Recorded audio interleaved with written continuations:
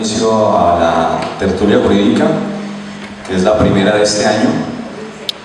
Ante todo, pues, darles la bienvenida nuevamente a quienes nos han acompañado dentro de estas jornadas académicas, invitarlos a que participen. La fecha ha variado, como ya se dieron cuenta, serán siempre el primer jueves de cada mes. Siendo esta la primera, será siempre el primer jueves de cada mes. Asimismo, hemos hecho algunos cambios de tipo metodológico a fin de que pueda haber más participación por parte de ustedes. Ya les explicaremos de qué se trata ese cambio. Vamos a introducir temas alternos en una sola jornada. No vamos a enfocarnos solamente en un tema, como es el de responsabilidad, por ejemplo, sino que también dentro de la misma jornada estudiaremos paralelamente y sobre todo temas relacionados con el procesal civil en aplicación del Código General del Proceso, haciendo énfasis en aquellos puntos que son controversiales. Desde ya hago la invitación para que dentro de sus experiencias como abogados litigantes o como jueces o funcionarios, empleados, si tienen algún tema que deseen que se pueda conversar aquí en estas tertulias, por favor lo hagan. En el correo electrónico que ustedes ya conocen, pueden hacer la solicitud, la sugerencia. En este momento estamos dando a conocer algunos puntos que nos han informado los jueces y algunos abogados que en el desarrollo de la práctica del Código General del Proceso, pues han tenido cierta dificultad en su interpretación, o al menos la misma norma no es tan clara al darle a los casos concretos. Hoy entonces vamos a hacer, o la agenda va a ser la siguiente: la doctora Marta Lema, magistrada de la Sala Civil, coordinadora de las tertulias, va a dar inicio a estas charlas, culminando pues algunas reflexiones relacionadas con el precedente judicial, un tema que había dado inicio en una de las tertulias del pasado año. No obstante, por cuestiones de la logística no se logró terminar, entonces va a dar con sus conclusiones prácticamente, y una vez terminada su intervención procederemos a desarrollar los temas que están en los documentos que ustedes tienen en sus manos, los temas que hemos escogido, sin que estos sean una limitante. O sea, podemos introducir otros relacionados con esos temas. Por ejemplo, hablaremos de la sustentación del recurso de apelación en la sentencia, con el tema de la segunda instancia. Un tema 2, aplicación de la sanción prevista por el juramento estimatorio. Tema 3, sanciones por inasistencia a la audiencia inicial. Un tema 4, la comisión para la práctica de medidas cautelares a las inspecciones de policía, en razón de la entrada en vigencia del Código Nacional de Policía. Tema 4, notificación personal a través del correo electrónico, tal y como lo establece el Código General. Y tema 5, ejecutivo con pretensión real y personal. Y un tema 6, la nulidad prevista en el artículo 121 del Código General del Proceso, y ahí están pues, los problemas jurídicos de manera muy puntual. Pues si los abordamos en esta tertulia, los dejaremos en lista para la próxima tertulia que tenemos, con la metodología que ya les vamos a explicar con posterioridad. Entonces, nuevamente les damos la bienvenida y le damos la bienvenida a la doctora Marta para que nos comparta el tema del precedente judicial. Buenas tardes. De entrada les quiero agradecer que me tengan paciencia, pues sobre todo que su asistencia me reconforta, porque yo dije, con lo que les hice la vez pasada, no me merezco que vuelvan a oírme, porque yo dejé esto tirado y me fui detrás de lo que ese día hubo ciertos problemas, que llegó a otro salón, que estaba perdido, nadie lo sabía qué era, por eso me tocó volverlo a llevar hasta el aeropuerto para que él pudiera dar la clase el día siguiente en Bogotá, en Barranquilla, no crean que tenía clase el día siguiente. Entonces ese día fueron todos esos trastornos, y de verdad que yo pensé, no, ya no van a volver, porque pues es que fue horrible lo que nos tocó hacer. Pero bueno, ya estamos aquí para retomar el asunto. Esto nos convence de que lo que nos interesa es el derecho, que esto se va a traducir en un buen servicio para los abogados y entre nuestros pares. La vez pasada yo les había hablado de la clasificación que hizo un profesor italiano sobre los sistemas de obligatoriedad de precedentes, y la bondad que tiene esta clasificación es que nos permite ubicarnos más o menos dónde podemos estar nosotros y por qué este tema es importante en estos sistemas judiciales contemporáneos. Recordemos que hoy en día los grandes sistemas son el del Common Law y el Civil Law. El Common Law basado en jurisprudencia, también en la ley, pero con mucha fuerza en la jurisprudencia, que viene a ser el tema de precedentes, y el Civil Law, que estaba basado en la ley, pero que tampoco puede despreciar la jurisprudencia, porque de todas maneras la jurisprudencia no deja de ser un sistema de interpretación de la ley que cada vez cobra mayor importancia, porque en un sistema de oralidad donde tenemos que tener herramientas ágiles para resolver los asuntos, pues si nos pegamos de lo que ya está interpretado y resuelto, se nos facilita la vida a todos. Además que el ciudadano cada vez reclama mayor igualdad, mayor certeza, y estos son valores que apareja el precedente. Por eso, tener estos conceptos básicos de la definición del precedente, de los elementos que acarrean, de cómo se maneja el precedente, nos permiten al momento de aplicarlos tener conciencia de lo que estamos haciendo y saber en qué casos se aplican o no, nos fuerza o no. La vez pasada les mencioné que la calificación ya tiene como uno de los puntos a tener en cuenta la jurisprudencia, que antes se miraba más hacia la doctrina y la ley que la jurisprudencia, y cada vez van apareciendo más elementos. Por ejemplo, en estos días escuché hablar a un compañero de los magistrados del tribunal que estuvo en Europa recientemente, el año pasado. Estuvieron varios en una comisión de capacitación en Italia y en Europa visitando tribunales, y ellos vinieron hablando de un tema que se llama el control de convencionalidad. Este tema que tiene que ver con la universalización del derecho y de estos derechos humanos de los que ya todos son conscientes, pues cada vez más gente es consciente, exigen que como ya esto es una aldea global y no estamos aislados, tenemos que sujetarnos a todos los tratados internacionales, y por eso es que nosotros no nos podemos contentar con simplemente decidir y aplicar la ley como hemos acostumbrado, sino que tenemos que tener cada vez más herramientas de conocimiento y cada vez tenemos que acudir a más fuentes que a veces son muy modernas y muy novedosas. Por ejemplo, esto del control de convencionalidad, que exige que el juez en su decisión verifique que todo lo que hizo ahí se supedita a los tratados internacionales que ha suscrito Colombia. Y a veces, y como Colombia es una de las primeras que se lanza a suscribir tratados, primero analizar si tiene con qué cumplirlos, entonces a veces uno se da cuenta en decisiones que ya han hecho mucho recorrido que estamos violando los tratados internacionales y todavía no nos hemos dado cuenta. Por ejemplo, el tema de barreras habilitadas y todas estas cosas, eso nos ha faltado. Por eso, este abrebocas que doy es para que tengamos en cuenta la importancia de esta teorización. En la primera parte, yo les había hablado que esta división que hace el profesor Pierluigi Piazzoli en italiano toma 8 clases de vinculación de precedentes que van desde el más débil hasta el más fuerte, y el séptimo es el más fuerte, y el octavo es una discrecionalidad, es decir, que se va al otro extremo. La otra vez habíamos puesto el cuadrito ahí, pero pues no, como el proyector está quemado, no tiene el espacio, pero este documento con el cuadro yo se lo voy a facilitar al instituto, al YARCE, para que me envíen los correos electrónicos. Ustedes pues lo puedan mirar si les interesa. En esta división, el profesor lo expone a manera de ensayo. Yo hice el cuadro para hacer un comparativo que nos permite visualizar unas variables en las cuales nosotros podemos detectar cada uno de esos sistemas que, en primer lugar, si fuerzan o no al juez a que cite los precedentes, a que una cosa es citarlos o invocarlos, otra cosa es seguirlos, y qué consecuencias se derivan de esas variables.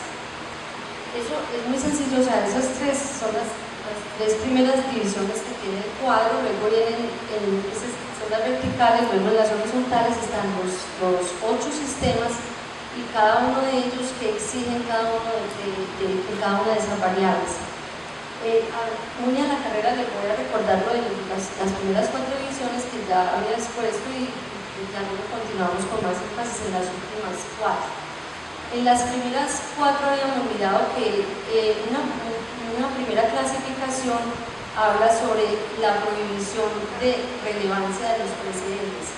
Ese sistema es muy absurdo porque termina prohibiéndole a los jueces que invoquen precedentes, que los conozcan, que se basen en ellos, y desembocan una completa arbitrariedad, porque, o sea, no se sabe el juez por qué resolvió de esa manera, cómo resolvió. Es muy difícil, por ejemplo, interponer recursos en esas, o sea, yo me supedito a lo que el juez diga en ese caso, sin necesidad de que él necesite, es más, es que lo tiene prohibido. En este caso el juez no puede invocar precedentes, se parte como de la base, como si el juez fuera un juez de equidad, donde simplemente se va a dirigir a la justicia del caso sin tener ese precedente que lo ate. En este caso, la novedad de este precedente será grado cero, porque está prohibido. Además llega al absurdo de que no se debe comentar entre jueces cómo están resolviendo los casos, ni es permitido averiguar cómo están resolviendo. A veces inclusive se veta la motivación. En la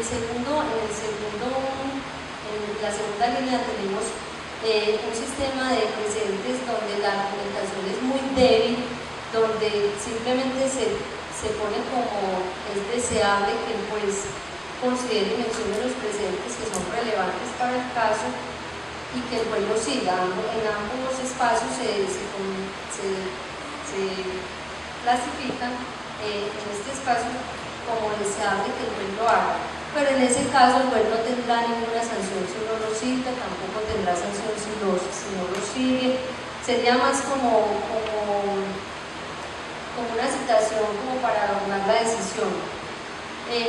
Lo que se recomienda en este caso, que se dice que es deseable, es porque puede terminar dándole mayor solidez a la decisión, pero solamente se toma. A veces uno podría pensar que ese es como el sistema colombiano, donde pues no está obligado a citarlo ni a seguirlos, pero sí es deseable, porque si uno somete esto al test de constitucionalidad y a los derechos fundamentales, va viendo que no es tampoco tan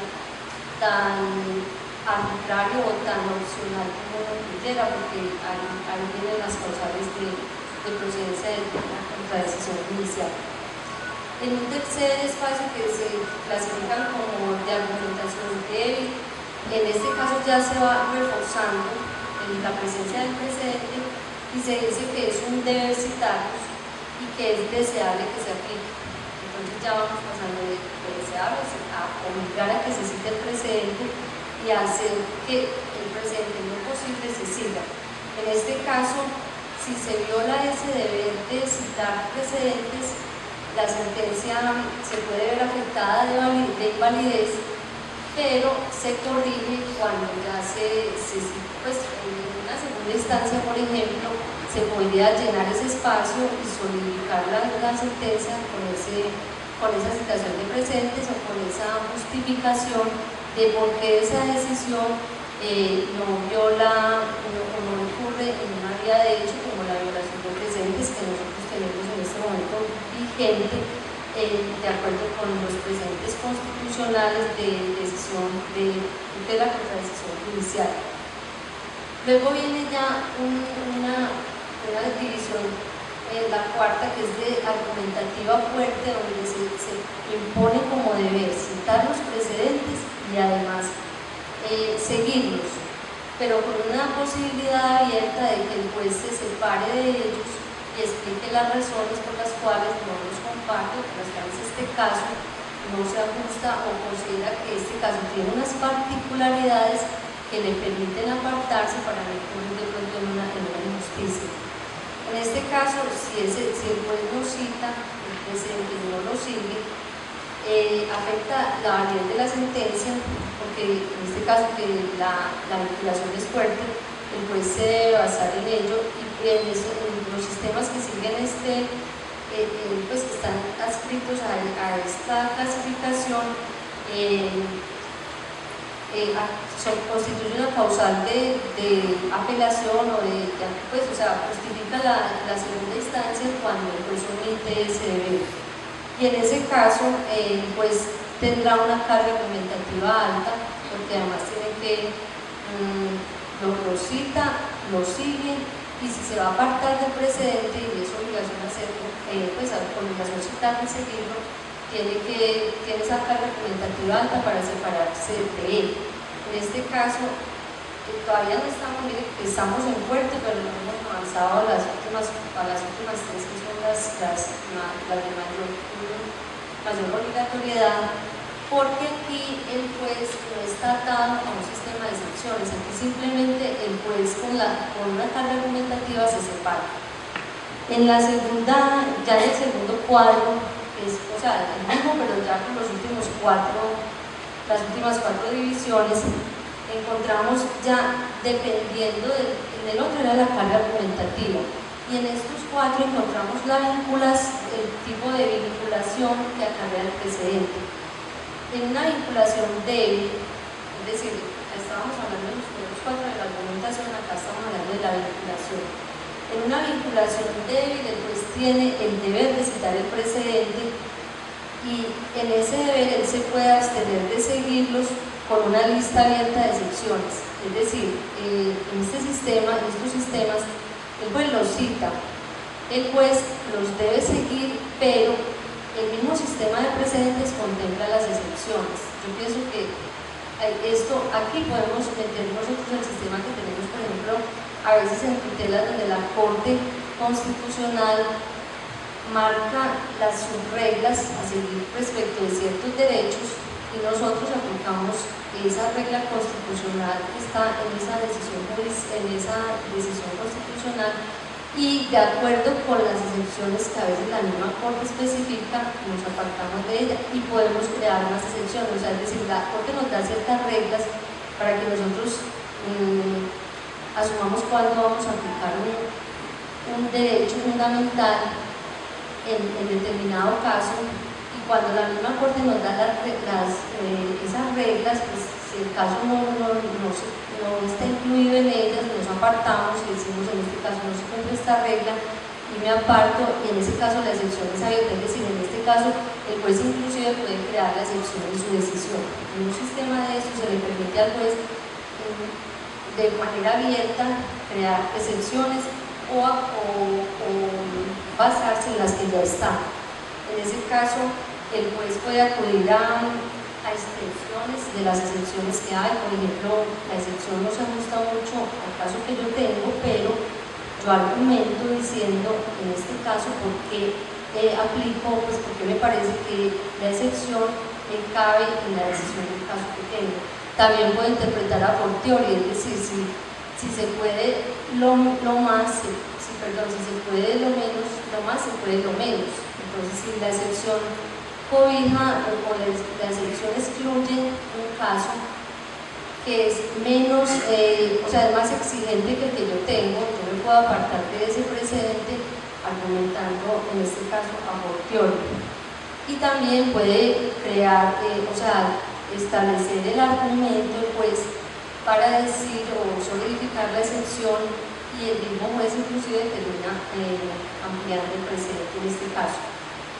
Ya en un sistema de vinculación fuerte, recordemos que este era el débil, ya en el fuerte la lista de excepciones es cerrada, es decir, ya el juez tiene las excepciones y solamente se aparta, solamente se puede apartar si el caso está dentro de las excepciones contempladas.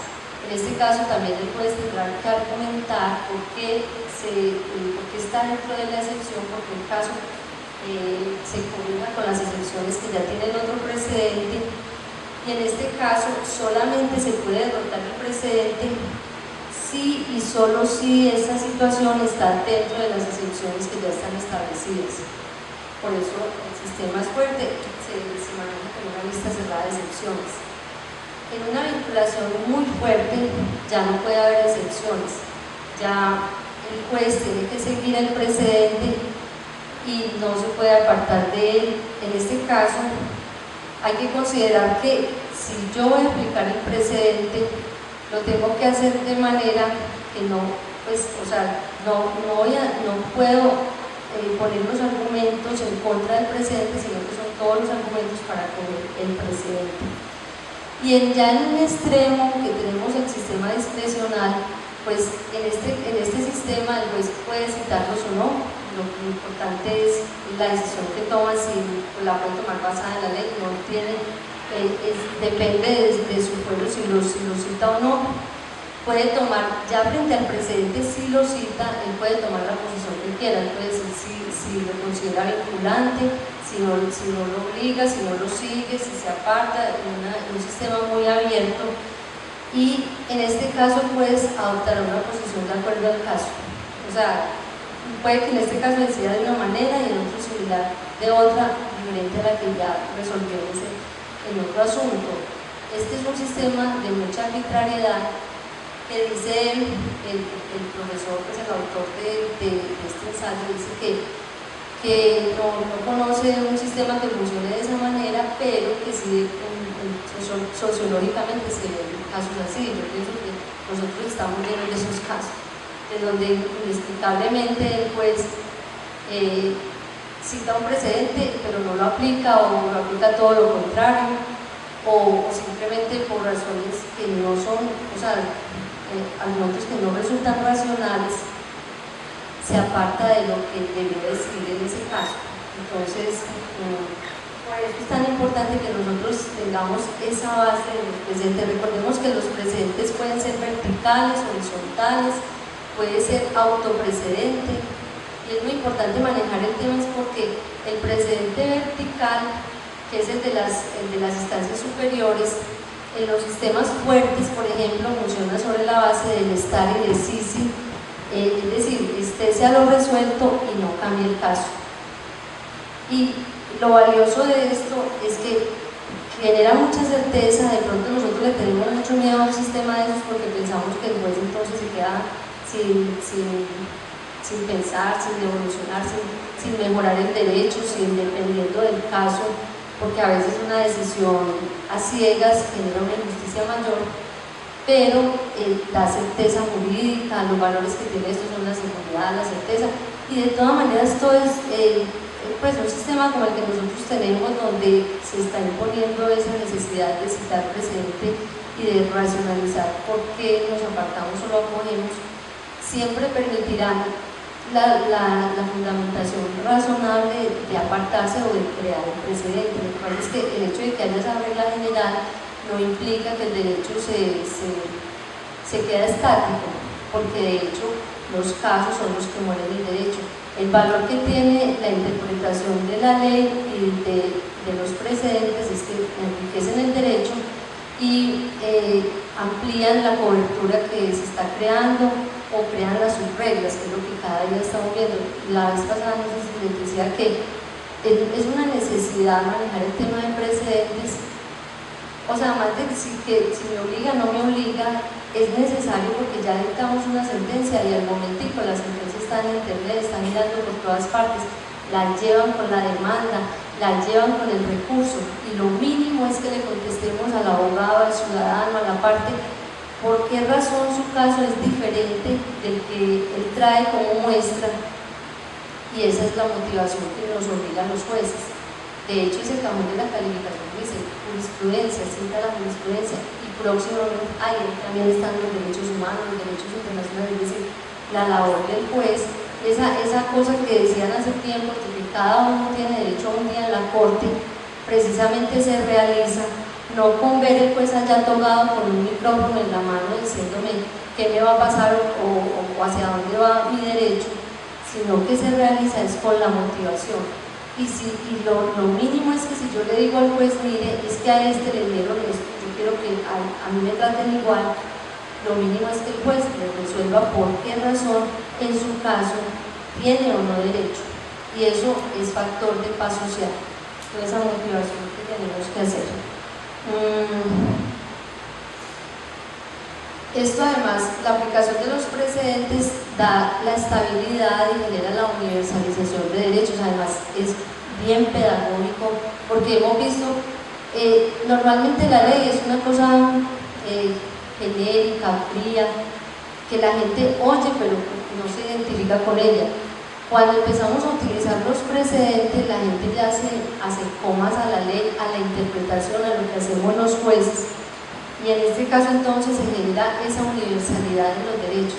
La gente ya empieza a entender por qué a X le dieron tal cosa, y cómo hago yo para acceder a ese mismo derecho que le dieron a esta persona. Y eso no es más que ese principio de universalización que expuso Kant hace muchos años y que fue es muy revolucionario, porque lo que sienta es esa regla sencilla que dice: compórtate como si tu comportamiento se fuera a convertir en una regla universal. Esto traducido a los precedentes, ¿qué significa?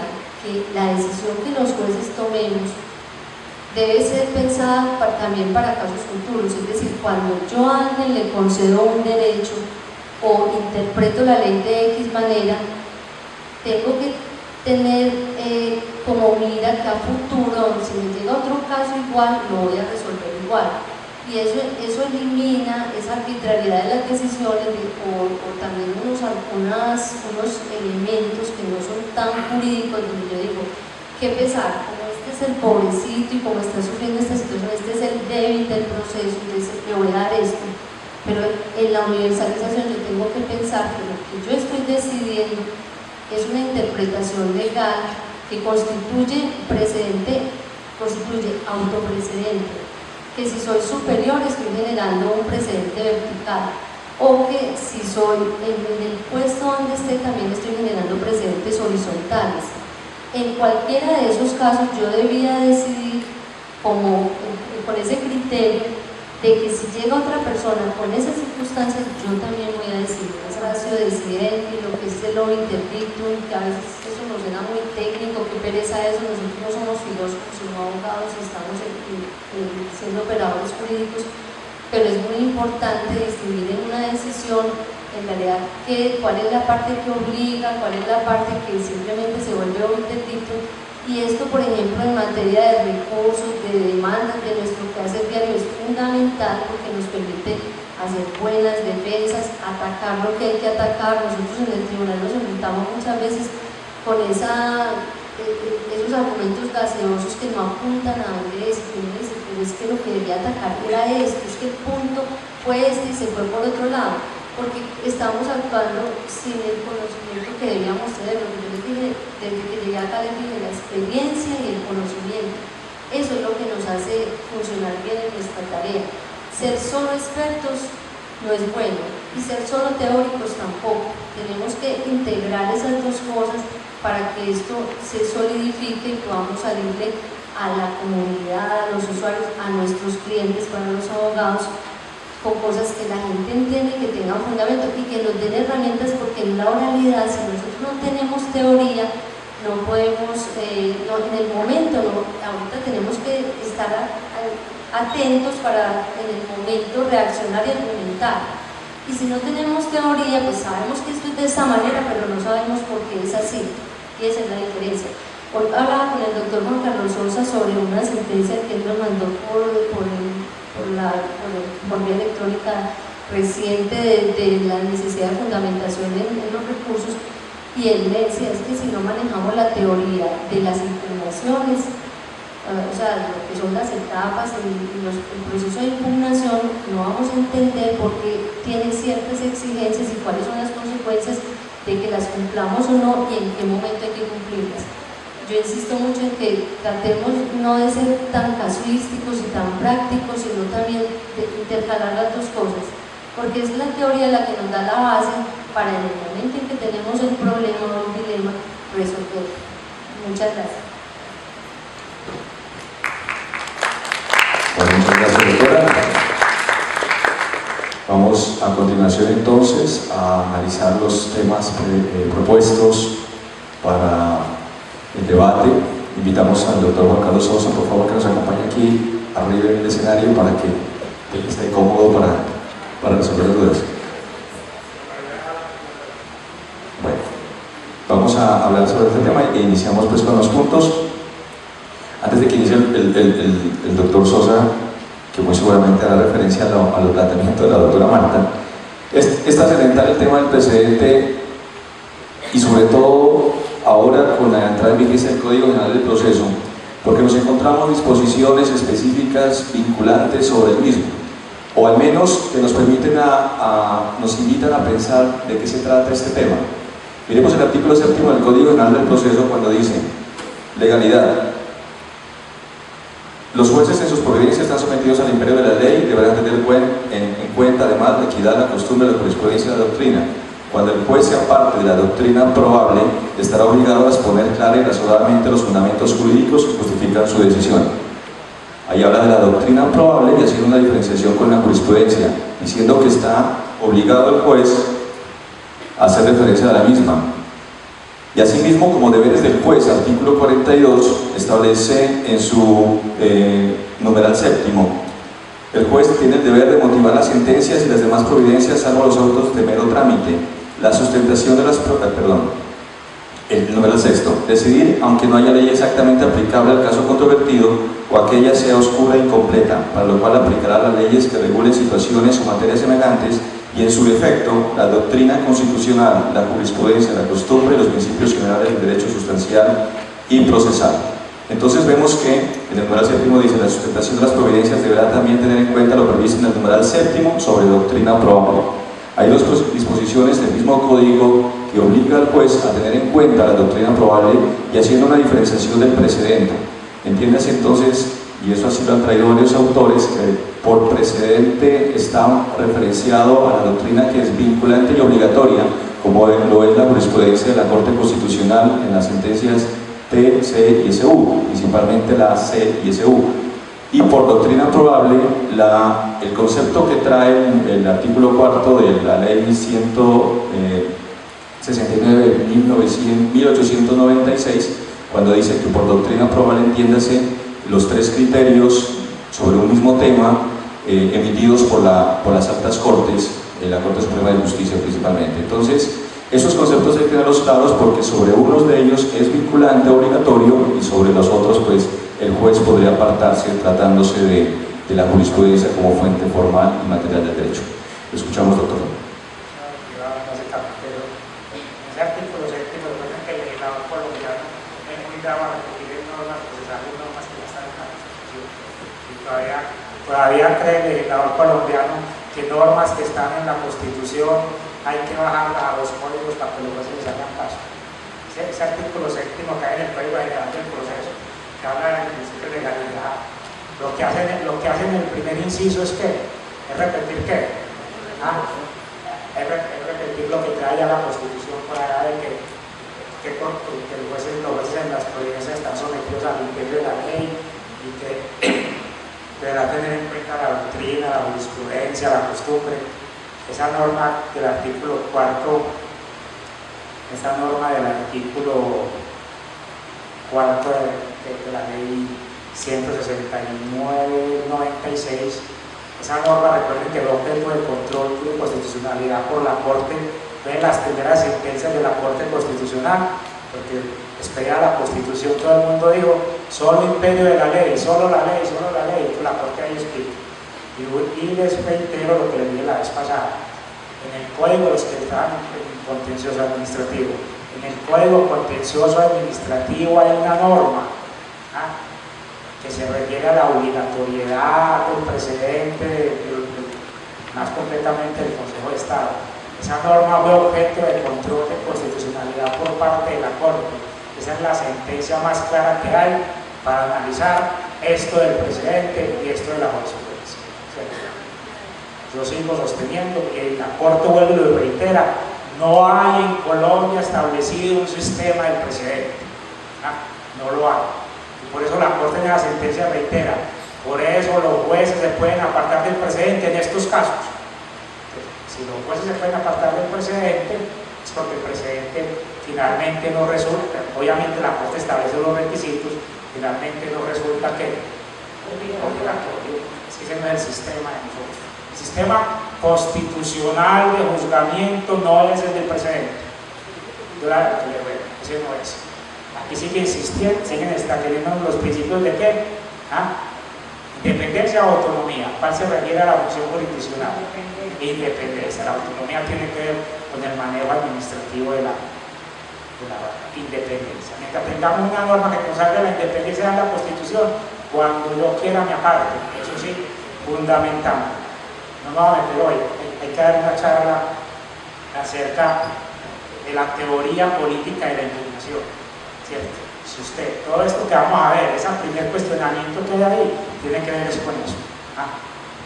La impugnación es un derecho fundamental, pero un derecho fundamental que exige una obligación de parte del juez, y es cuál, porque si no, no hay derecho, la obligación de motivar, y luego de la Revolución Francesa, la obligación de motivar las decisiones judiciales. Por eso les digo, oralidad no es sinónimo de ausencia de motivación, celeridad no es sinónimo de ausencia de motivación. Ya llamó la atención la Corte en la sentencia de casación del año pasado. No se trata de correr por correr, se trata de decidir con fundamentación, porque solo la decisión que está bien motivada, bien fundamentada, me permite ejercer el derecho de impugnación. Y usted me dice, ¿dónde encuentra uno el derecho de impugnación como un derecho fundamental y el carácter político, que es lo más esencial de ese derecho? En que cuando la Constitución dice qué derechos tiene la persona, dice, tiene derecho a participar en el establecimiento, ejercicio y control del poder político del Estado, y el juez ejerce un poder político. Ese poder político que ejerce el juez, ¿cómo se manifiesta? En la decisión judicial. Y entonces, ¿cómo yo, ciudadano, ejerzo el poder político de controvertir la decisión judicial? Mediante los medios de impugnación. Si no manejamos eso desde allá, no vamos a entender. Entonces, el medio de impugnación es el ejercicio de un poder político. De un poder político. El poder político tiene como presupuesto que el juez motive.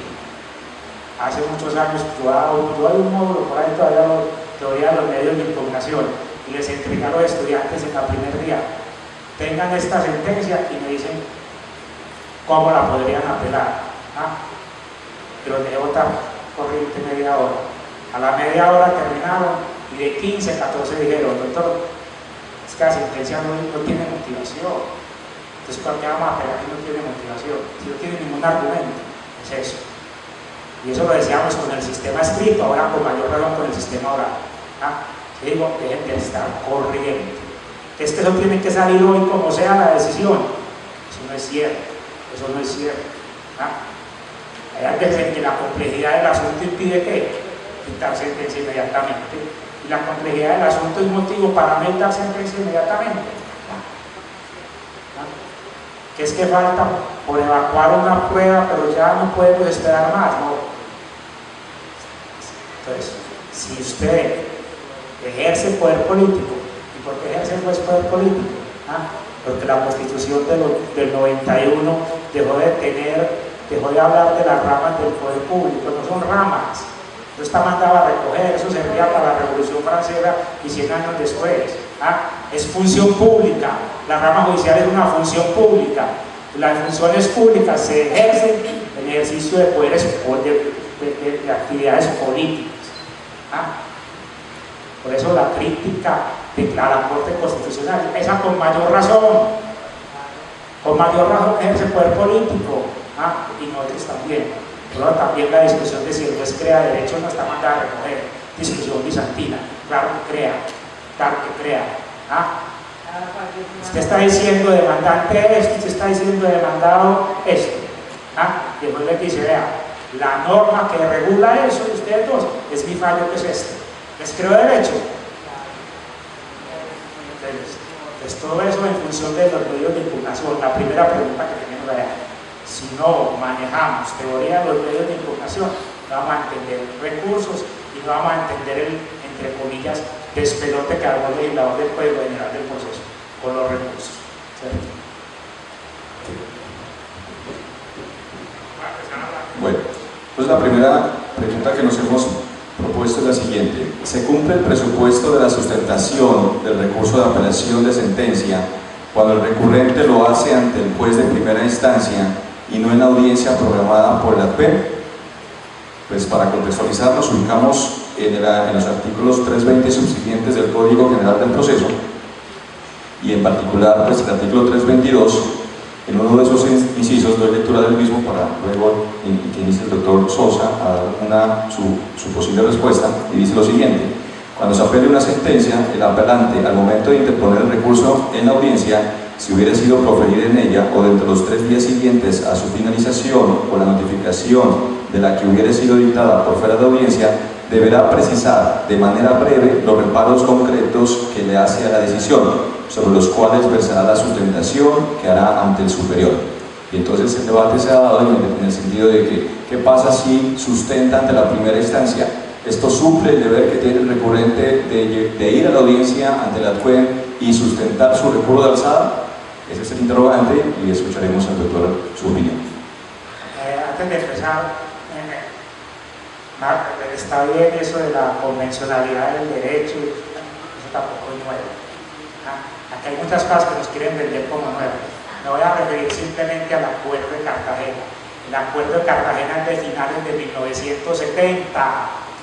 El Acuerdo de Cartagena es el Acuerdo de la Comunidad Andina. El Acuerdo de Cartagena creó el Tribunal Andino de Justicia. Estamos hablando del año 68-69, 1968-69. El artículo 27 del Acuerdo de Cartagena consagra la obligatoriedad para los estados de la Comunidad Andina de que en los asuntos de única instancia, los asuntos que no tengan recursos, dice el artículo, los jueces de los países de la comunidad tengan que hacer una consulta previa al Tribunal de la Comunidad Andina sobre la interpretación de la norma que van a aplicar para resolver el conflicto, y esa interpretación que haga el Tribunal Andino de Justicia es obligatoria para el juez del país al cual pertenece al país de la Comunidad Andina. ¿Qué se llama eso? Es consultar qué tratados hay para el momento de resolver.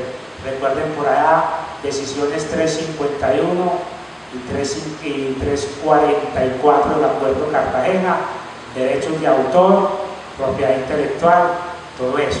Si el asunto es de única instancia en cualquiera de los países miembros de la Comunidad Andina, el juez, antes de fallar, está en obligación de consultarle a la comunidad. Hay sentencias de constitucionalidad. Las sentencias de constitucionalidad, diríamos, son en única instancia. ¿Sí o no? Claro que sí. ¿Cierto que sí? En sentencias de constitucionalidad, cuando tienen que ver con normas sobre derechos de autor o sobre propiedad intelectual, sobre la ley 23 del 82, esas normas, cuando la Corte Constitucional colombiana va a resolver si una norma de esa reglamentación es o no contraria a la Constitución, tiene que hacer la consulta al Tribunal Andino de Justicia. De hecho, hay muchas sentencias y lo que dice el Tribunal Andino de Justicia obliga a la Corte Constitucional colombiana en materia de derechos de autor y de propiedad intelectual y de propiedad industrial, pues en general. Entonces, eso de la convencionalidad, eso no es nuevo. Hay muchas normas que tenemos por ahí regadas, vuelvo y repito, eso es desde el año 68. Eso fue aprobado por ley, creo que es una ley del 73 que aprobó eso. Ya sí me va a meter en el cuento pues, de esa primera pregunta. Listo. Voy a empezar a hablar como dije, esa primera pregunta tiene que ver con la teoría de los medios de impugnación. Y si usted maneja la teoría de los medios de impugnación, aplica esa teoría y con eso resuelve problemas de reposición, de apelación, de súplica, de queja, de casación y de revisión, si maneja la teoría. ¿Cuál es la finalidad de la impugnación? Benjamin enseña algo muy elemental para establecer la finalidad de ese hombre. Es connatural al ser humano impugnar o reclamar. Entonces Benjamin decía, vea, es que los hijos muchas veces los hijos hacen reclamos de decisiones de los padres, se le hacen a los abuelos. Abuelita, es que mi mamá tal cosa, ¿cierto que sí? O el hermano menor dice, vea, le dice al papá, vea papá, es que mi hermano mayor está diciendo esto. Eso es por natural al ser humano. El reproche de decisiones es por natural al ser humano. Ahora, entonces, ¿cuál resulta ser ya pues jurídicamente la finalidad de la impugnación? Es corregir las irregularidades de los actos procesales. La corrección de irregularidades en que puede incurrir el juez en los actos procesales. Y esa finalidad de la impugnación hay que mirarla como las dos caras de una misma moneda. ¿Por qué? Porque en la impugnación hay un interés particular y hay un interés público. Hay un interés particular o un fin particular, que ¿cuál resulta ser? Con la impugnación, el fin particular de la impugnación, satisfacer mis propios intereses o mis propias pretensiones, ¿sí o no? Eso es un fin particular de la impugnación. Pero de la otra cara de la moneda hay un fin público. Un fin público, ¿y cuál es? Que la decisión esté conforme a la ¿qué? A la Constitución y la ley, ¿sí o no? La discusión sería, oiga, y entonces es indudable con respecto al fin particular que por regla general los recursos se establecen en función de fines particulares. Finalmente resulta ser manifestación de la impugnación, finalmente no es otra cosa que una manifestación del derecho de acción. ¿El derecho de acción qué es? ¿Un derecho qué? Subjetivo, digamos, en función de la Constitución fundamental, ¿cierto? Subjetivo fundamental. Y en cuanto a ese fin, la recta aplicación de la ley, implicaría que cualquier persona pudiera interponer recurso solo para solicitar al juez que la ley sea aplicada correctamente, aunque esa decisión no me cause a mí ¿qué? Perjuicio, aunque la decisión no sea contraria ¿a qué? A mi fin particular, ¿cierto? Eso no se veía en Colombia, por ejemplo. Hay un sistema jurídico que lo consagran, aquí no lo teníamos. Cuando uno mira hoy el recurso de casación, el Ministerio Público quedó facultado para interponer recurso de casación solo para alegar que la defensa de la ley. Eso es novedoso en el Código General del Proceso. Antes del Código General del Proceso no estaba. Pero decimos, esos son finalmente la finalidad, las dos caras de una misma moneda. Y esas dos caras de una misma moneda y ese fin particular en especial me lleva a otro camino. ¿Cuál es el otro punto? El relativo al doble grado de la jurisdicción. El doble grado de la jurisdicción con la discusión. Estamos manejando la teoría para meternos en la apelación. Y el doble grado de la apelación de la jurisdicción se refiere a que los sistemas procesales consagren si las decisiones pueden impugnarse o no. ¿Sí o no?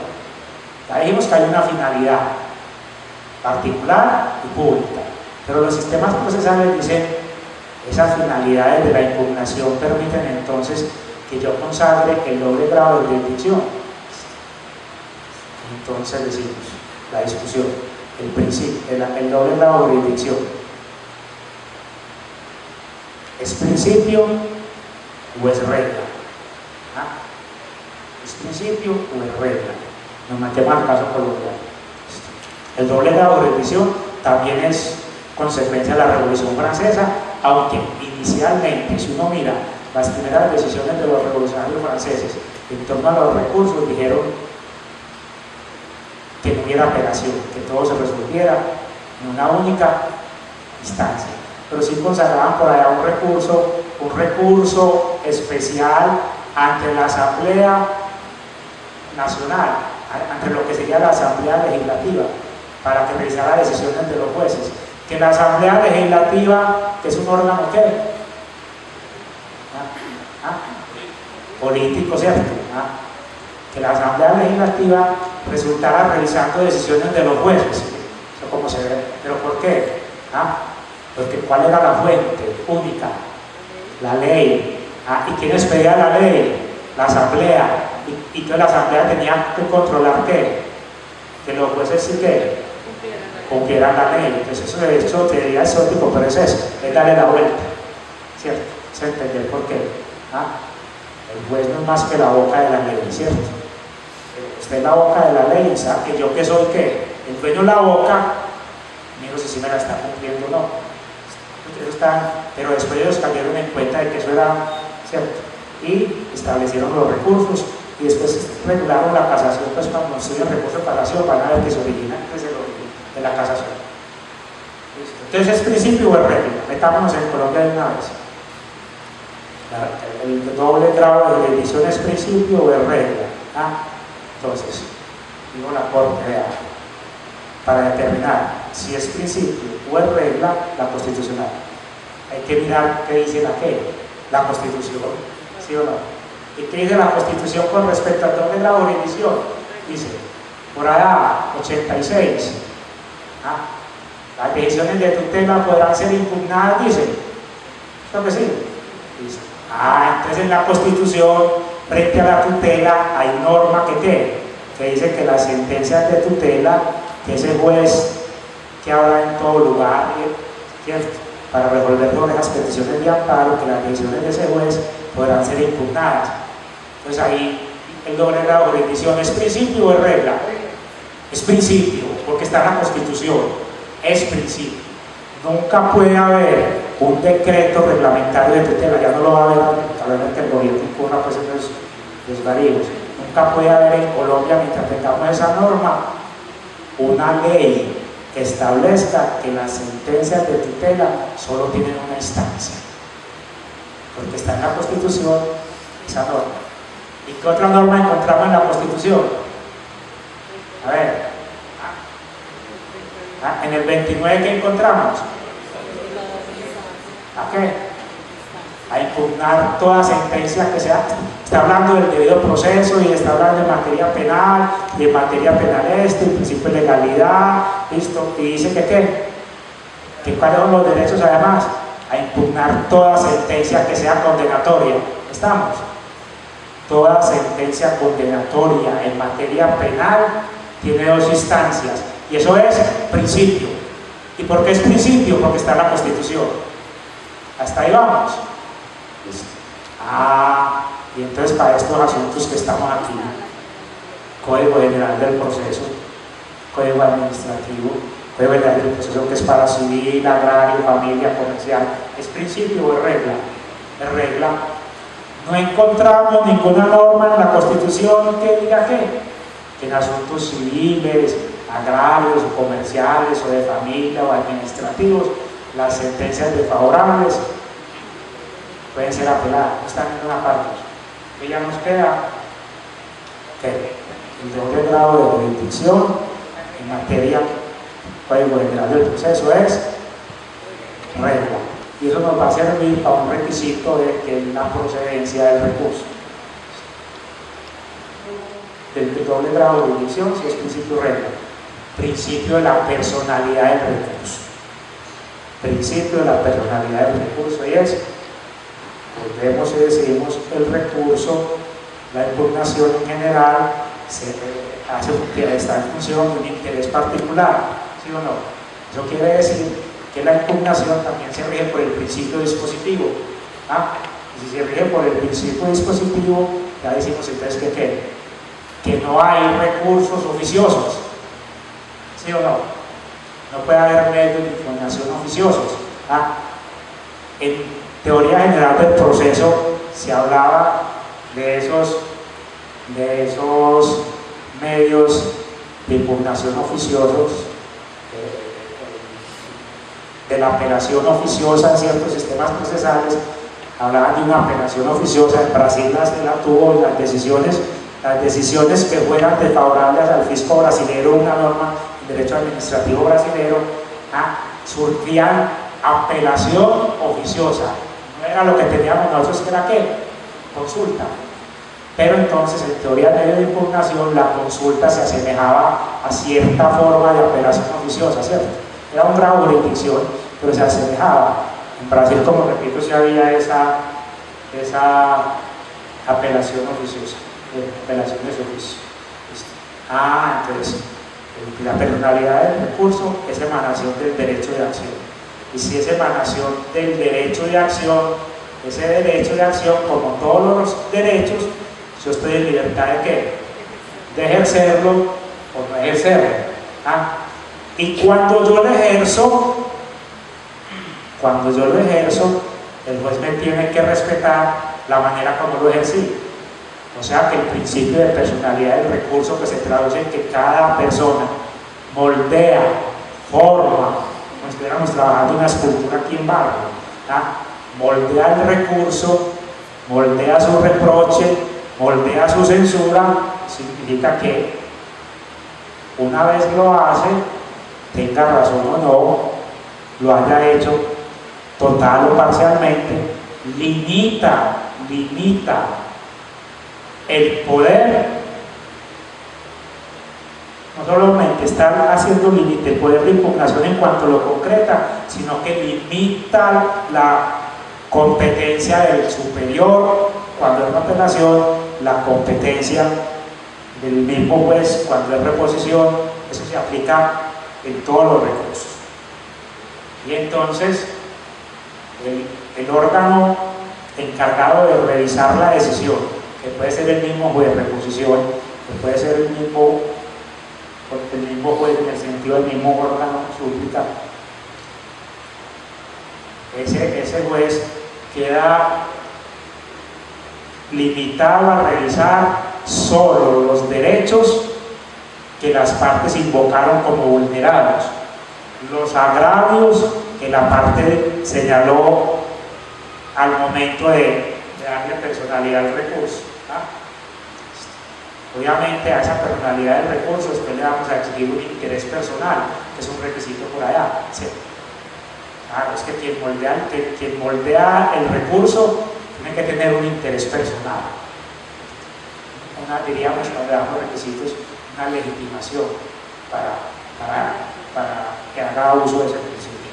Pues, a ese principio de personalidad del recurso se opone entonces la apelación oficiosa, se oponía a la consulta, y otros hablan, en teoría de medio de impugnación, de un efecto extensivo de esa personalidad del recurso. Y un efecto extensivo que lo tendríamos cuando en Colombia. Recuerden que el Código General, me voy a devolver al judicial para que no nos enreden más. El decreto 1400 del 70, en la norma original, pues que todavía repite por ahí, pero que la Corte ha ido modulando, la Corte Suprema, decía: la apelación se entiende que interpuesta en todo lo desfavorable del recurrente. Claro, esa es una norma que tiene sentido en función de ¿qué? De que el decreto 1400 del 70 no establecía obligación de sustentar el recurso. Ahora lo que vamos viendo ahí. Entonces, miren donde nos estamos devolviendo. Y como no establecía obligación de sustentar el recurso, bastaba decir simplemente apelo. Entonces el juez de segunda instancia decía: ¿y este de qué está apelando? Consagraba entonces el código, efecto extensivo de la apelación, todo lo desfavorable, todo lo desfavorable. Venga, si soy apelante único, principio de no reforma anterior y toda esa carreta como se monta en ejercicio de la facultad que le da el constituyente al legislador para que configure los medios de impugnación, le dio facultad para que los configurara. ¿Por qué? Porque el principio solo estableció allá que en estos casos doble instancia, en todo lo otro libertad de configuración legislativa. Entonces en esos casos le dijo principio de no reforma anterior. Entonces vamos ahí, principio de personalidad del recurso, solo lo que usted me diga. Ahora, los motivos de la impugnación. Los motivos son las razones de la impugnación. ¿Y cuáles son las razones de la impugnación? Dijimos ahora, ¿cuál era la finalidad por allá primero? ¿O para qué se pretendía con los recursos? ¿Corregir qué? Corregir errores del juez. Entonces, ¿cuáles son los motivos? Corregir los errores. ¿Qué es lo que me motiva a mí? Que se corrijan los errores. Son errores en el procedimiento, improcedendo, o errores injudicando en la labor de juzgamiento. Errores en el procedimiento. La teoría general de los medios de impugnación frente a los errores de procedimiento generalmente consagra como remedio ¿cuál? ¿Qué instituto consagramos generalmente para los errores de procedimiento? Nulidades, ¿sí o no? Excepcionalmente hay errores de procedimiento que posibilitan la interposición de recursos extraordinarios y se da uno para casación o revisión. Y los errores injudicando son errores en la función del acto de juzgamiento y son entonces errores sobre los hechos o errores sobre el derecho, no sobre el procedimiento, no sobre el procedimiento. ¿Cuáles son los elementos de la impugnación? Los profesores hablan de presupuestos. Hay unos objetivos y subjetivos. ¿Objetivos cuáles son? El plazo, la procedencia, el agravio, otros separan agravio de la intimación, y las cargas. Eso es objetivo. Eso se mira ahí y se mira. Y un subjetivo que es cuál, el relativo a las partes. ¿Sí? Esos son los presupuestos. Entonces siempre que vayan a asignar cualquier recurso, reposición, miren plazo, procedencia, agravio, cargas y el subjetivo partes. Súplica, se mira oportunidad, o sea, plazo, procedencia, agravio, carga. Si usted maneja eso y se lo aplica a todos los recursos, resuelve los problemas. Sexto, ¿cuál es el objeto del acto impugnaticio? ¿Cuál es el objeto de la actividad, del recurso de esa actividad de parte? ¿Cuál es el objeto? La providencia del juez. ¿Sobre qué objeto recae el recurso? Sobre la providencia del juez, sobre un acto del juez. Eso para decir que el objeto de la impugnación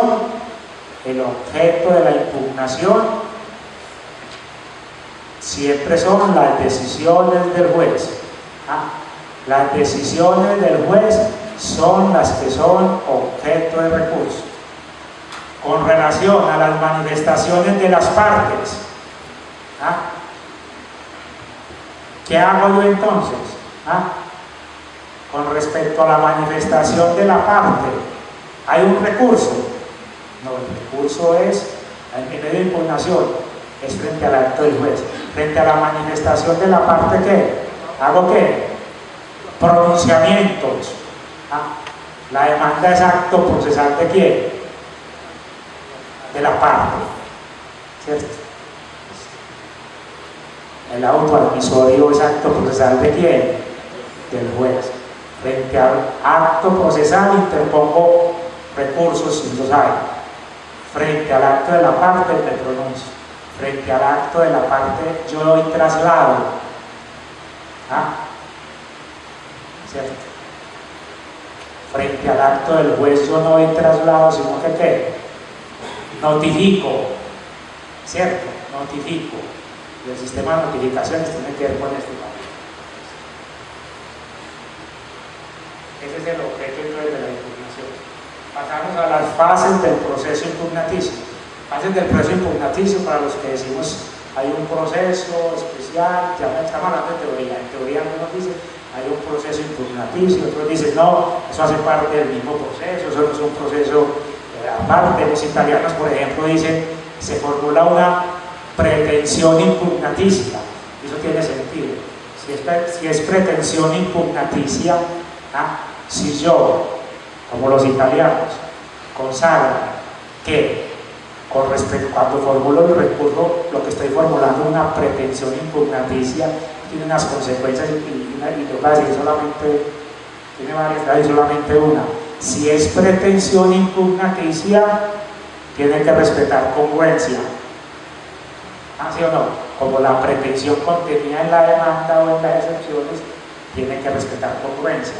Y si tiene que respetar congruencia para los italianos, la pretensión impugnaticia significa, con lo que veíamos ahora, la penalidad del recurso, que yo juez, que resuelvo el recurso, estoy limitado por la pretensión que usted formuló. ¿Sí o no?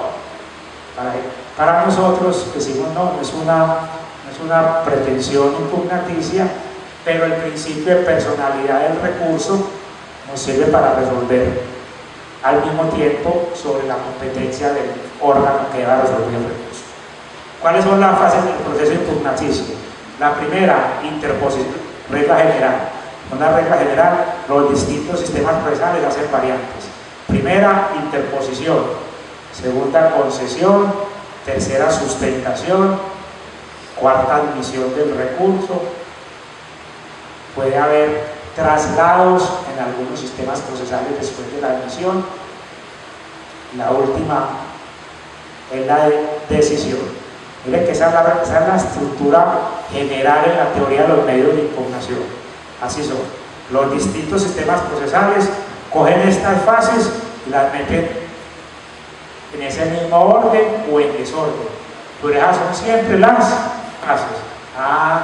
Y entonces mire que para lo que vamos a referir ahora con nosotros, en teoría de medios de impugnación, en ninguna parte está eso de la manifestación de los reparos concretos. Pero yo no lo mencioné. Dije interposición, concesión, sustentación, admisión, traslados eventualmente y decisión. Miren que no me lo mencioné, porque en teoría de medios de impugnación no se habla de eso. Entonces, vamos a hablar de cada uno de ellos. Interposición es simplemente el acto de parte que exige manifestación de la voluntad, que no está sujeto a ninguna formalidad. Y esa interposición, que es acto de parte que no está sujeto a ninguna formalidad, implica solamente decir que apelo, interpongo recurso de reposición, interpongo recurso de súplica, manifestación esa es la interposición, no está sujeta a formalidad, regla general. La interposición, la fase de interposición no está sujeta a formalidad. Entonces nos vamos a meter de una vez código general del proceso. Interposición. Pero no hago decir para que entiendan a dónde vamos a llegar. Código de procedimiento civil. Decisión proferida por escrito. Interposición del recurso. Dentro de los 3 días siguientes a la notificación de la providencia. ¿Sí o no? Esa es la interposición. Ahí, esto que sigue. De providencia proferida en audiencia. Tenía que ser en la audiencia. Lo mismo que ahora, ¿cierto? Pregunta. Cortamos código de procedimiento civil. El hecho de que no se interpusiera el recurso en audiencia implicaba que la providencia quedaba ejecutoriada por la no interposición del recurso. Estamos en audiencia, estamos en los verbales. Código general del proceso es carrera. Por ahora tenemos procesos verbales desde hace muchos años. Pues cualquier día les voy a mostrar otro cuento de una norma de carácter constitucional que hubo en la reforma del año 40 y pico, donde hablaban de la oralidad en procesos laborales. Eso es muy nuevo. Entonces, código de procedimiento civil. Estamos en un verbal del código de procedimiento civil. Estamos en un verbal del código de procedimiento civil. Que nos tocaba a nosotros, Luz Elena, regulaciones de canon, a lo que más debería, ¿cierto? Pues regulación de canon, decisión en audiencia, escuchar perito, toda la carrera. Lo mismo que hacíamos, lo mismo de ahora de la oralidad. Lo mismo, no había ninguna diferencia en el verbal del código de procedimiento. Está la prueba, está el traslado, alegaciones y está la sentencia. Interposición del recurso. ¿En qué momento? ¿Tenía que ser ahí mismo? Sí. ¿Y quedaba ejecutoriada entonces la providencia si no se interponía el recurso? Quedaba ejecutoriada. Al otro día podría decir la parte: venga, señor juez, que aquí le presente. Como ayer fue la audiencia, donde usted dictó sentencia, Estoy hablando de un verbal de regulación de canon, ¿cierto? Como ayer fue la audiencia de un proceso de regulación de canon, donde usted dijo, sí, hay lugar a regular el canon, con la tesis que teníamos nosotros, regulábamos desde el momento de la controversia y no desde el momento del fallo. En la sentencia decíamos, entonces debe pagar estos y estos y estos meses, porque el nuevo canon es desde el momento de la controversia. Podía la parte al otro día decir, señor juez, es que voy a ejecutar. Pero como ayer no vinieron a la audiencia, el demandado no interpuso recurso, la decisión quedó ejecutoriada y entonces yo voy a ejecutar hoy. ¿Sí podía? No. Y eso nos va a servir para otro tema que vamos a ver aquí en el Código General del Proceso. En el Código de Procedimiento Civil, las decisiones proferidas en audiencia, así no fueran objeto de recursos o no se interpusieran los que fueran procedentes contra ella, solo quedaban ejecutoriadas 3 días después de la notificación. ¿Y cuánto había sido la notificación? Por estrados. O sea que había que dejar pasar 3 días para la ejecutoria. No estoy hablando para la interpretación del recurso, para la ejecutoria. Eso para que vayan mirando otro tema que vamos a tratar aquí después, el articulito del doctor Bejarano de esta semana, de la aclaración y la complementación. Entonces, interposición. Interposición, Código General del Proceso hoy, audiencia, señor juez, apelo. ¿Sí o no? Hasta ahí. Por escrito, señor juez, sería apelo. Concesión. Concesión del recurso. Entonces, para la concesión del recurso, el juez tiene que mirar ¿qué? Oportunidad, procedencia, agravio, legitimación. Hasta ahí, para la concesión. ¿Sí o no? A ver, oportunidad, sí, yo proveí la decisión, estamos en audiencia. El problema sobre todo con las que son decisiones provenidas en la audiencia, más concretamente sentencias. Señor juez, dictó sentencia, a ver, ¿usted qué me dijo? Apela. Entonces, yo le voy a mirar. ¿Y qué más tiene que decir, doctor? No, doctor, no va a decir nada más. ¿Está obligado a decir alguna otra cosa? No. ¿Está obligado a decir ahí los reparos concretos? Tampoco. Tampoco. Pero señor juez, yo como soy tan ocupado y como soy tan hábil, voy a decir, vea, la sentencia suya dijo esto. Mis reparos concretos son estos. Si quiere. Si no, dentro de los 3 días siguientes. ¿Sí o no? No está obligado a hacerlo ahí. Entonces a los que litigan se les aconseja, a los que litigan no se pongan a correr como corre el juez para dictar sentencia. Pida copia del audio. Que hace para su oficina. Es un código general del proceso hecho para abogados litigantes, no está hecho para jueces. Al juez sí le dice resuelva ya, y si no, diga por qué, y tiene 10 días, lo diga por qué, y que traiga la norma, o que traiga la trae, y comunique por qué no.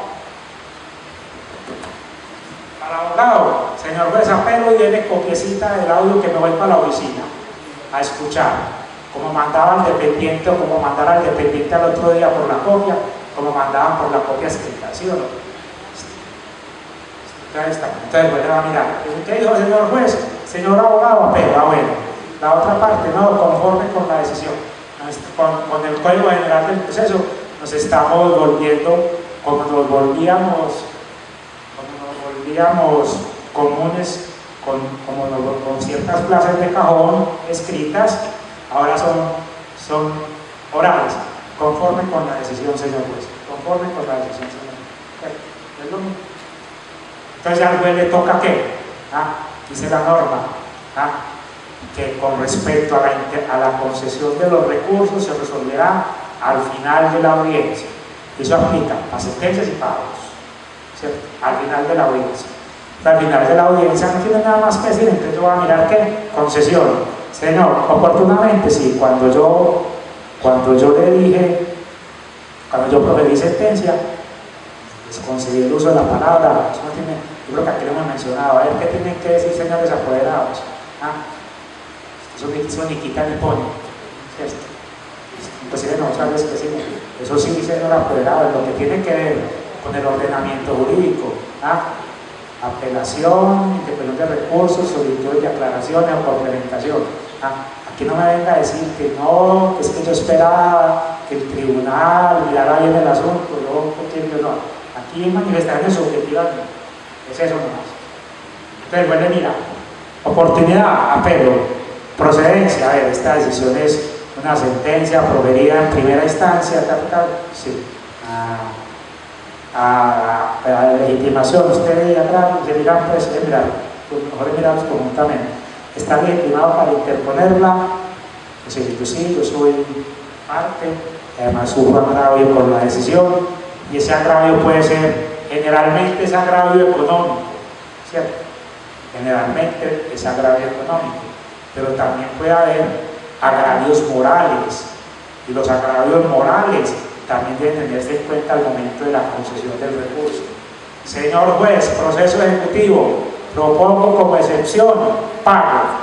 ¿Y por qué propongo primero como pago? Porque es que yo soy un tipo honesto, respetuoso de la palabra empeñada, siempre cumplo mis compromisos. Y entonces, como siempre cumplo mis compromisos, yo le propongo la excepción de pago y le voy a demostrar que efectivamente yo pagué. Y después dice, ¿por allá qué? Prescripción.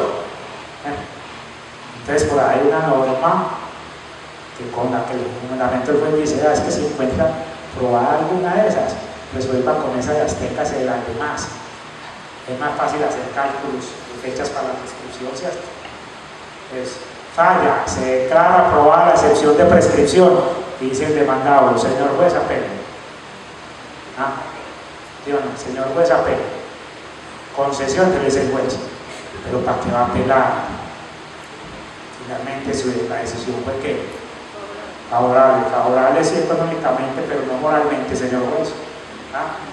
Es que yo quiero que la jurisdicción diga que es que yo pagué, no que me amparé en la desidia, negligencia, incuria del demandante para cobrarme. Eso lo pude, yo pagué y demostré que estaba el pago. Entonces apelo para que el superior declare probado el pago. ¿Hay agravio? Claro que hay agravio. El agravio entonces puede ser económico o moral. Y para los que trabajan en familia, con mayor razón. Señor juez, es que usted decretó, yo primero dije que el divorcio era por incumplimiento de las obligaciones de mi mujer o de mi marido. Y usted dice, no, que finalmente va a resolver que no es esa causa, sino, no. Yo puedo sufrir agravio, es que yo soy el que estructura. Entonces, agravio, y entonces reunió todos esos requisitos para la concesión. La pregunta. De esa manera, pues, daríamos respuesta con argumentos, pues, para decir que... No, pero de todas maneras, cuando hacemos la pregunta, ¿se cumple el presupuesto de la sustentación del recurso de apelación de sentencia cuando el recurrente lo hace ante el juez de primera instancia y no en la audiencia programada por la juez? La respuesta ya sabemos que no se cumpliría con ese requisito, por cuanto, pues, como lo ha dicho el doctor, y así lo estableció la norma de manera expresa, pues una cosa son los reparos y otra es la sustentación. Y este segundo problema jurídico, pues que también se había planteado, se puede reemplazar. La apelación. Lo que sucede es que eso es contrario a la teoría de los medios de impugnación, la teoría general. Usted no puede declarar deserciones sino de lo que ya ha concedido.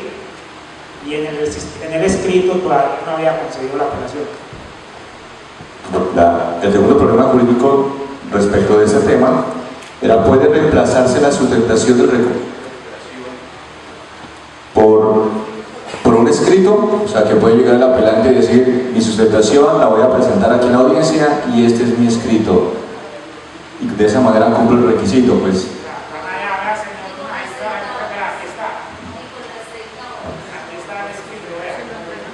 Acudiríamos simplemente a lo previsto en el artículo 3 del Código Penal del Proceso, cuando dice: las actuaciones se cumplirán de forma oral, pública y en audiencia, salvo las que expresamente se autorice realizar por escrito. Entonces tendríamos que irnos a la norma a ver si autoriza de manera por escrito, y sabemos que la sustentación, la norma dice, el apelante deberá sujetar su alegación a desarrollar los argumentos expuestos ante el juez de primera instancia, y en ningún caso pues establece una excepción para que se pueda plantear por escrito como lo dice el artículo 3 del Código Penal del Proceso. Entonces,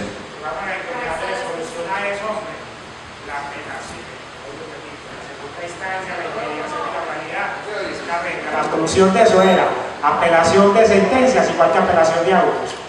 Usted en primera instancia, si tiene que manifestar motivos concretos dentro de los 3 días siguientes, pues ha sido una vez la sustentación y listo. Y esa sustentación se le da traslado a la otra parte, y dado el traslado vaya para el superior a que resuelva.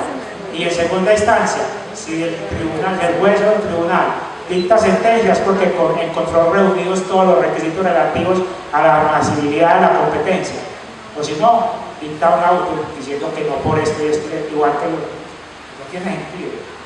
No tiene sentido. ¿Por qué? Pero no, voy a explicar. Porque es que si el sistema fuera el del precedente, es muy fácil.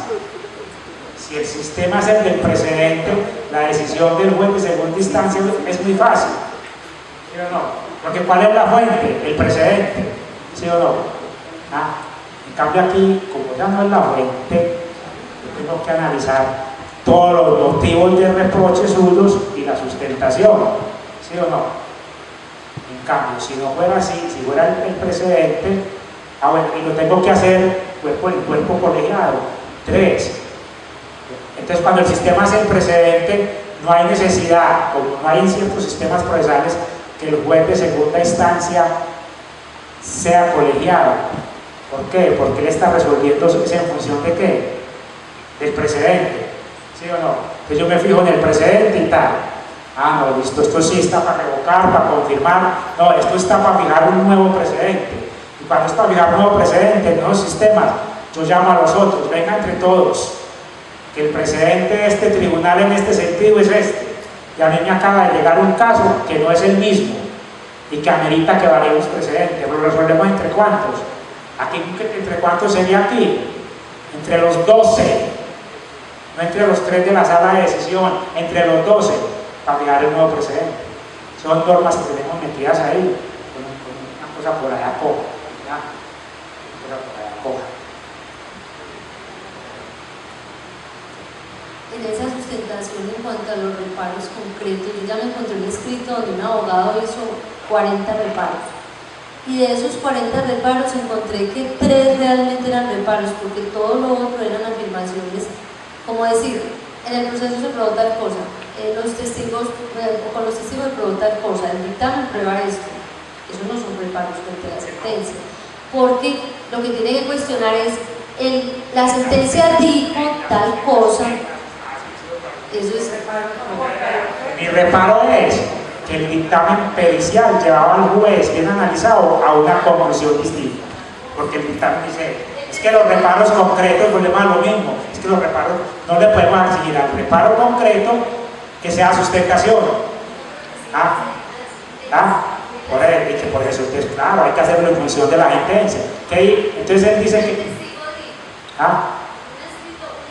sí, el testigo, la prueba testimonial permitía llegar a una conclusión distinta a la que llegó el juzgador. ¿Cumplía el requisito del reparo? Claro, pero en segunda instancia tengo que coger testigo por testigo a ver cuál. Si no puedo hacer manifestaciones, es que el asunto no es novedoso, es que me están haciendo ver como novedoso lo que no es. Devuelvan a estudiar jurisprudencia de la Corte referida a la Ley Segunda de 1984, cuando la Corte analizó qué es sustentar. Y eso ahí la Corte dejó claramente que era sustentar. La Real Academia dice que es esto, tal, y también está en la teoría general de los medios de impugnación. No es hacer manifestaciones genéricas. Sustentar, pregunta. Manifestación de reparos concretos puede ser con manifestación genérica. Sí. Claro, por eso.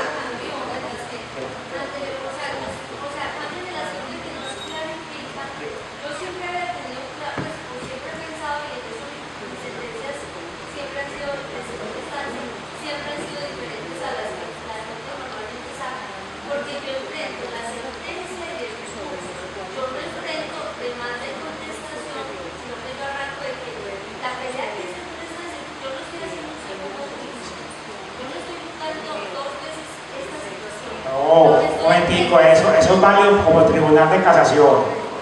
No, señora, ni riesgo, porque la sentencia me obliga a respetar principio de congruencia, de sentencias, de demanda y excepciones. Que no me digan entonces, mucho cuidado con eso, que no me digan entonces que porque hay algún punto con sentencia totalmente incongruente, porque las sentencias incongruentes son sentencias que, ¿verdad?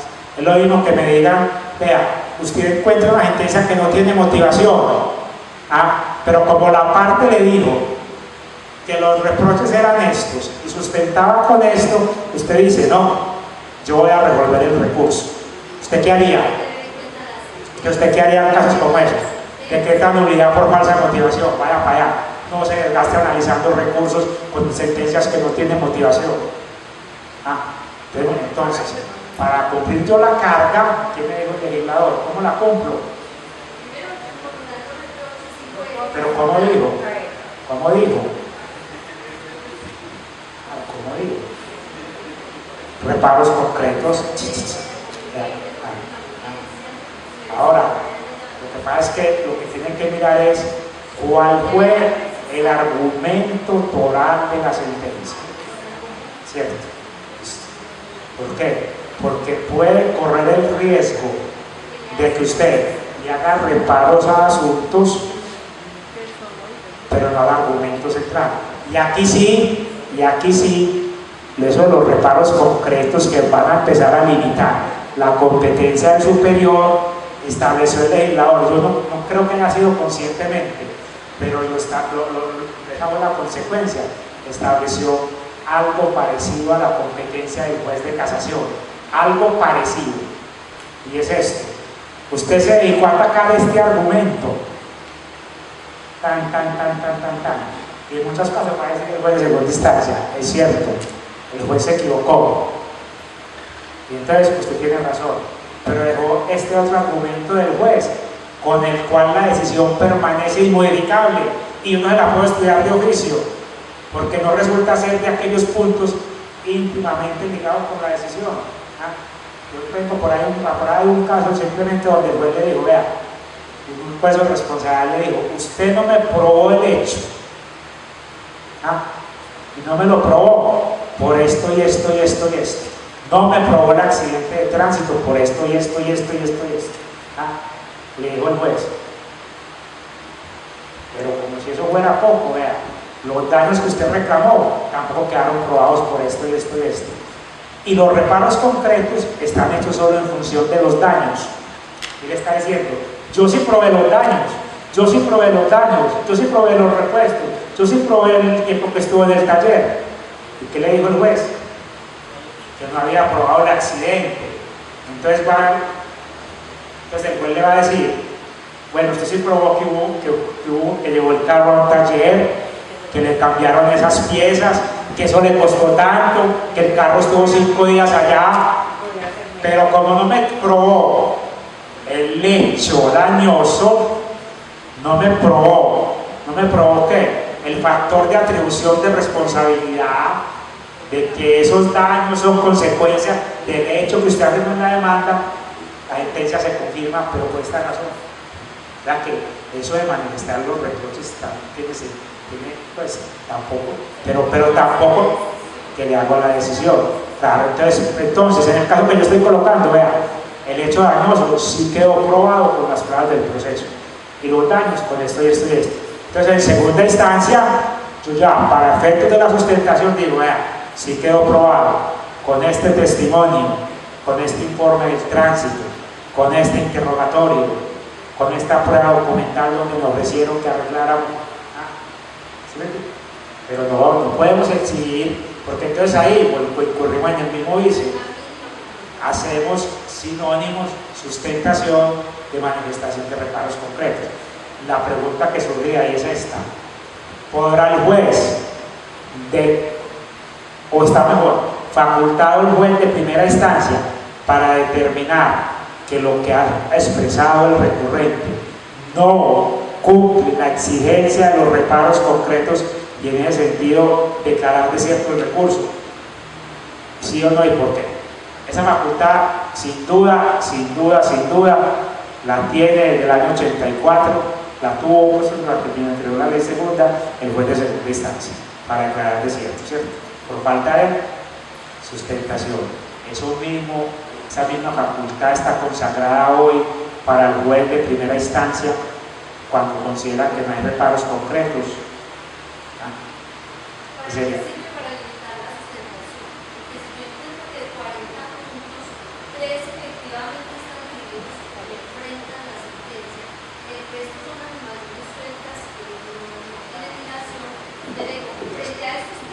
Pero le dice cuándo. No, esa se la va a poner distinto, no la digo ahí lo que usted concedió el recurso en la audiencia y él lo dijo después por escrito.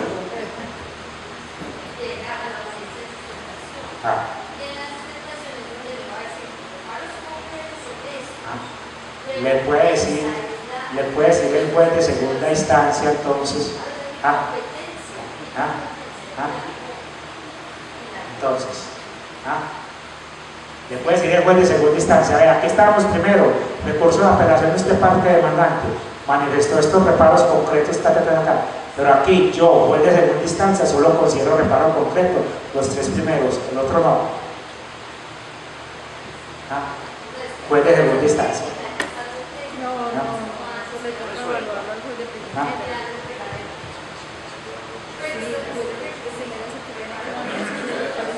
¿Qué es un reparo? ¿Qué es un reparo? ¿Qué es un reparo concreto? Claro. Claro.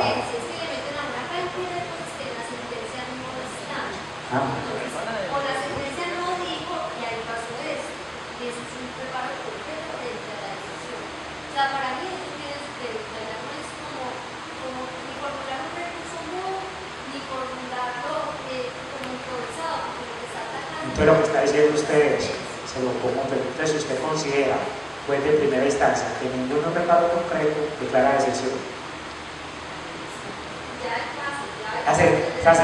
Esa sería la consecuencia. Esa sería la consecuencia. Yo lo repito, no puede ser lo mismo sustentar que manifestación de reparos concretos. Y vuelvan y se revuélvanse para el año 82, el año 84 y siguiente, ¿sabes? Porque una cosa es sustentación, no manifestaciones genéricas, no expresiones como me remito a las pruebas, no expresiones como me remito a lo probado, no expresiones como en el proceso aparece tal cosa, no. ¿Para qué? Para sustentación. No, entonces con su argumento se volvieron sinónimos. Claro.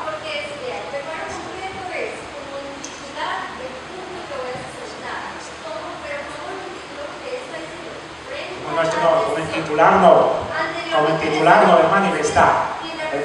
No me coloquen como en titular porque me devuelvo cuando decían, él está diciendo que no pagó, él está diciendo que eso ya está mucho tiempo y no lo cobró y dice, como no formuló por excepciones, no se han trasladado, cuando está diciendo que no pagó, hasta tenían que decir excepciones.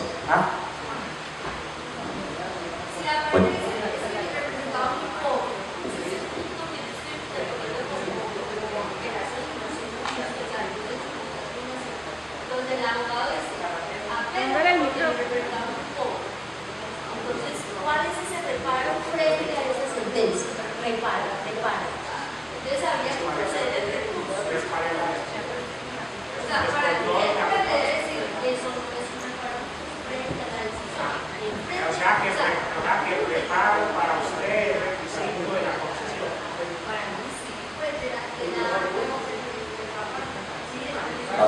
Ahí queríamos hablar otra vez del tema de competencia del juez de primera y de segunda instancia, a sabiendas de qué evaluación hace el reparo.